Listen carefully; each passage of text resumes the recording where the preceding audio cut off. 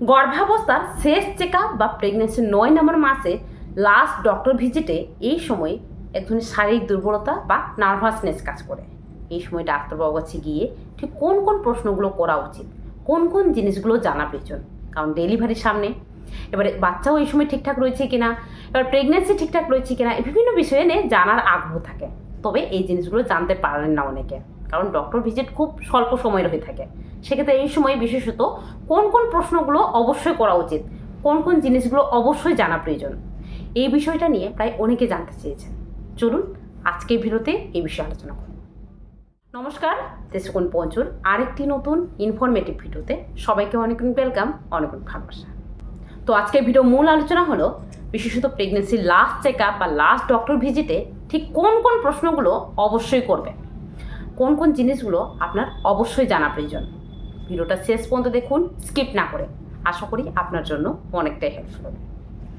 এবং ভিডিওটা ইনফরমেটিভ মনে হলে, ভালো লাগলে অবশ্যই একটা লাইক, কমেন্ট, শেয়ার করে চ্যানেলটাকে সাবস্ক্রাইব করে পাশে থাকবেন। চলুন ভিডিও বেশি যাওয়া যাক। দেখুন, ডক্টর ভিজিট সাধারণত 5 থেকে 10 মিনিটের হয়ে থাকে। তো সেক্ষেত্রে এই স্বল্প সময়ের মধ্যে অনেকে কিন্তু অনেক কিছু ভেবে যান ঠিকই, কিন্তু অনেক কিছু জিজ্ঞাসা করতে পারেন না। এই সময় প্রথমত যে ভুলটা অনেকে করে থাকেন সেটা হলো যে এই সময় এখানে ব্যথা করছে, এখানে ফুলে গেছে, এই বিভিন্ন জিনিস নিয়ে জানতে থাকেন। স্বাভাবিকভাবে ডাক্তারবাবু বলেন যে এই সময় স্বাভাবিক, এটা ঠিক আছে, কোনো সমস্যা নেই, ঠিক আছে। তো এই সময় বিশেষত এই ভুলটা যাতে আপনি না করেন সেক্ষেত্রে বলে দিই, গর্ভাবস্থার 9 নম্বর মাসে আপনার ক্ষেত্রে হালকা পরিমাণে তল পেটে ব্যথা, হালকা পরিমাণে কোমরে ব্যথা, হালকা পরিমাণে পায়ে ব্যথা, হালকা পরিমাণে পা ফুলে যাওয়া, এমনকি এই সময় আপনার ক্ষেত্রে পেটে একটু চুলকানি হওয়া, যোনিপথে হালকা পরিমাণে একটু চুলকানি হওয়া, যোনিপথে হালকা পরিমাণে ব্যথা অনুভূত হওয়া, এই ধরনের ব্যথা যন্ত্রণা কিন্তু দেখা দেবে। এটা কিন্তু পুরোপুরি স্বাভাবিক। কিন্তু আপনার ক্ষেত্রে যদি এই সময় হঠাৎ করে কোনো জায়গায় খুব বেশি ফুলে গেছে যার জন্য হাঁটতে পারছেন না, বা আপনার ক্ষেত্রে খুব বেশি তলপেটে ব্যথা করছে, বা কোমরে খুব বেশি ব্যথা করছে যেটা সহ্য করতে পারছেন না, অথবা আপনার ক্ষেত্রে খুব বেশি মাথা যন্ত্রণা করছে, এটাও কিন্তু অবশ্যই মনে করে বলবেন। কারণ অনেক সময় যেটা হয়ে থাকে, এই মাথা যন্ত্রণার কারণে কিন্তু প্রি এক্লাম্পসিয়া হয়ে যায়, আর এই প্রি এক্লাম্পসিয়া কিন্তু আপনার বাচ্চার ক্ষতির কারণ ডেকে আনে। তো অবশ্যই এই সময় মাথা যন্ত্রণা খুব বেশি পরিমাণে করছে কিনা এটা জানার চেষ্টা করবেন যে কেন হচ্ছে। এর জন্য ডাক্তারবাবুরা কিন্তু এই সময় মেডিসিন দিয়ে থাকেন। আপনার ব্লাড প্রেশার চেক করা হয়ে থাকে, ব্লাড প্রেশার ঠিকঠাক আছে কিনা। এমনকি এই সময় আপনার ক্ষেত্রে খুব বেশি জ্বর আসছে, বা কোনো ধরনের ব্লিডিং হচ্ছে, বা জনিপথ থেকে ওয়াটার লিকেজ হচ্ছে, বা খুব বেশি সাদা সাপ নির্গত হচ্ছে, এই লক্ষণগুলো দেখলে আপনি অবশ্যই জানার চেষ্টা করবেন যে এই সময় কেন হচ্ছে। বা খুব বেশি বমি হচ্ছে, এই জিনিসটাও কিন্তু জানবেন, কারণ এই সময় অনেকের ক্ষেত্রে কিন্তু খুব বেশি বমি হতে দেখা যায়।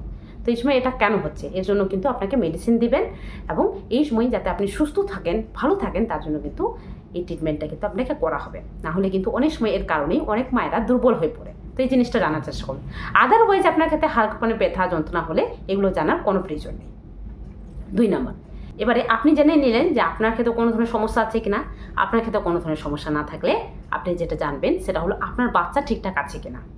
এই সময় আপনার বাচ্চা নড়াচড়া ঠিকঠাক আছে কিনা আপনি সেটা অবশ্যই বলবেন। আপনার বাচ্চা নড়াচড়া সাধারণত দিনে 10 থেকে 12 বার করলে এটা কিন্তু নর্মাল, এর চেয়ে বেশিও করতে পারে, তবে কম করাটা কিন্তু সমস্যার কারণ, সেটা অবশ্যই বলবেন। এমনকি এই সময় আপনাকে আলট্রাসোনোগ্রাফি করতে হবে কিনা, ডাক্তারবাবু যদি আলট্রাসোনোগ্রাফি করতে বলেন সেক্ষেত্রে অবশ্যই একটি আলট্রাসোনোগ্রাফি করবেন। এই আলট্রাসোনোগ্রাফিতে আপনার বাচ্চার ওজন ঠিকঠাক রয়েছে কিনা, আপনার বাচ্চার পজিশন ঠিকঠাক রয়েছে কিনা, এই জিনিসগুলো অবশ্যই জানার চেষ্টা করবেন। আপনার বাচ্চার পজিশন এই সময় উল্টো আছে নাকি সোজা আছে, উল্টো থাকলে কিন্তু আপনার ক্ষেত্রে যে ডেলিভারিতে সমস্যা হতে পারে। সেক্ষেত্রে আপনার বাচ্চা সোজা আছে নাকি উল্টো আছে এটা অবশ্যই জানবেন। এবং এই সময় আপনার বাচ্চা যদি উল্টো থাকে সেক্ষেত্রে সোজা পজিশনে আনা যাবে কিনা, নাকি উল্টো পজিশনে ডেলিভারি হবে, এই জিনিসটা জানতে হবে। এবারে আপনার বাচ্চার বিষয় জেনে নিলেন, বাচ্চার ওজন ঠিক আছে কিনা, বাচ্চার পজিশন ঠিক আছে কিনা, বাচ্চার সব কিছু নর্মাল আছে কিনা, এই জিনিসগুলো জেনে নিলেন। এবারে চলে আসলেন ডেলিভারি বিষয়ে। আপনার ডেলিভারিটা নর্মালে হবে নাকি সিজারে হবে, মানে আপনার ক্ষেত্রে সব ঠিকঠাক আছে কিনা, নাকি কোনো ধরনের সমস্যা আছে, সেক্ষেত্রে সিজার করতে হবে নাকি নর্মাল হয়ে যাবে, এই জিনিসটা কিন্তু জানতে হবে। সেক্ষেত্রে আপনার ক্ষেত্রে যদি নর্মাল হয় সেক্ষেত্রে কখন হবে, মানে কোন সময়ের মধ্যে হবে, আপনাকে অ্যাকচুয়াল একটা ডেলিভারি ডেট দিতে বলবেন। এই ডেলিভারি ডেট পর্যন্ত আপনি অপেক্ষা করবেন নর্মাল ডেলিভারির জন্য। আর যদি আপনাকে সিজার করতে হয় সেক্ষেত্রে সিজারের কিন্তু একটা ডেট দিয়ে দিবেন, এই ডেটে কিন্তু আপনাকে আসতে বলবেন, এবং সেই ডেটে কিন্তু আপনাকে ডাক্তারবাবু সিজার করে কিন্তু স্বাভাবিকভাবে বাচ্চা ডেলিভারি করে থাকেন। এই জিনিসটা গেল। এবারে আপনার ক্ষেত্রে ডেলিভারি কোথায় হবে, কোন হসপিটালে হবে, কে করবেন, এই জিনিসটা জানা খুব জরুরি। কারণ আপনি যার আন্ডারে রয়েছেন তিনি করছেন কিনা আপনার ডেলিভারি, তিনি যদি না করেন সেক্ষেত্রে কিন্তু আপনার ক্ষেত্রে সমস্যা হবে। কারণ আপনি যার আন্ডারে রয়েছেন তিনি কিন্তু আপনার যাবতীয় ডিটেলস জানেন। আপনার ক্ষেত্রে ব্লাড প্রেশার হাই রয়েছে নাকি সুগার হাই রয়েছে নাকি আপনার বাচ্চার কোনো সমস্যা রয়েছে, এই বিভিন্ন জিনিসগুলো কিন্তু জেনে থাকেন। সেক্ষেত্রে ডেলিভারিতে কোনো ধরনের সমস্যা হলে সেই অনুযায়ী কিন্তু ট্রিটমেন্ট করতে পারেন।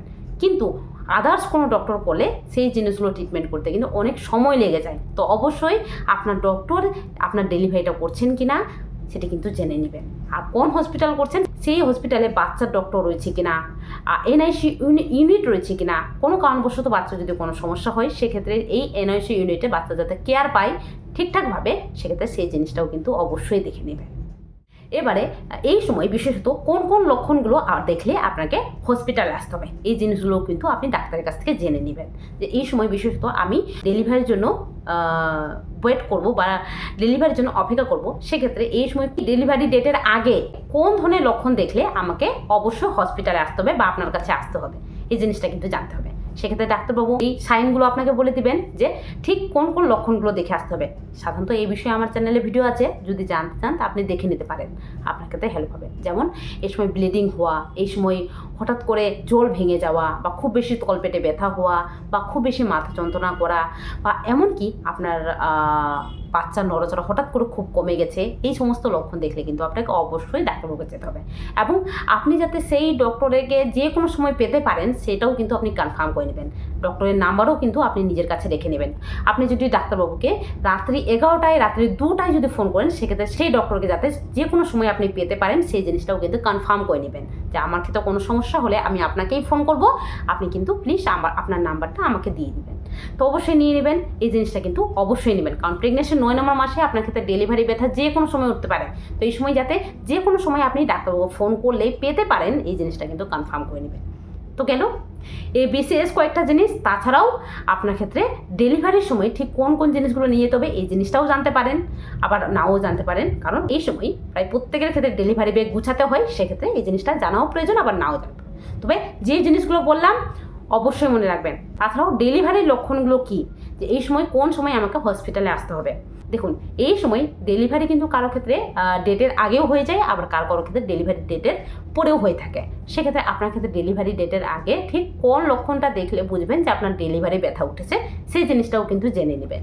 যে এই সময় আপনার ক্ষেত্রে খুব বেশি তলপেটে ব্যথা হলে বুঝবো, নাকি খুব বেশি কোমরে ব্যথা হলে বুঝবো, নাকি খুব বেশি যোনিপথে ব্যথা হলে বুঝবো। তো এই জিনিসটা কিন্তু অবশ্যই জেনে নেবেন। তাছাড়াও এই বিষয়ে আমার চ্যানেলে ভিডিও আছে, ডিটেলস জানতে হলে দেখে নিতে পারেন। লিঙ্ক ডেসক্রিপশন বক্সে দেওয়া রয়েছে, তাছাড়াও ফার্স্ট কমেন্টে আমি লিঙ্ক দিয়ে রাখবো, দেখে নিতে পারেন। তাছাড়াও আজকের ভিডিওটা আশা করি আপনাদের জন্য অনেকটাই হেল্পফুল হয়েছে। তাছাড়াও আপনাদের যদি কোনো প্রশ্ন থাকে যে এই জিনিসটা আমার জানা প্রয়োজন বা জানা উচিত, সেটাও কিন্তু কমেন্ট বক্সে জানাবেন। আমি সেই অনুযায়ী রিপ্লাই দেবো যে হ্যাঁ এই জিনিসটা জানা প্রয়োজন বা জানা প্রয়োজন নয়। আদারওয়াইজ এই কয়েকটা জিনিস এটা কিন্তু পুরোপুরি স্বাভাবিক, এই জিনিসগুলো জানলেই কিন্তু স্বাভাবিক হবে। আপনার ক্ষেত্রে ডেলিভারি কিন্তু স্বাভাবিক কোনো রকম সমস্যা হবে না, বা আপনার বাচ্চার ক্ষেত্রেও কোনো রকম সমস্যা হওয়ার সম্ভাবনা থাকে না। ডেলিভারি কিন্তু খুব সুন্দরভাবে হয়ে যাবে। তো চলুন আজকে ভিডিওটা এই পর্যন্ত। ভিডিওটা কেমন লাগলো কমেন্ট বক্সে জানাবেন। পারলে চ্যানেলটাকে সাবস্ক্রাইব করে পাশে থাকবেন। দেখা হবে আরেকটি নতুন ভিডিওতে। আজকের জন্য টাটা। সবাই ভালো থাকবেন, সুস্থ থাকবেন, সাবধানে থাকবেন।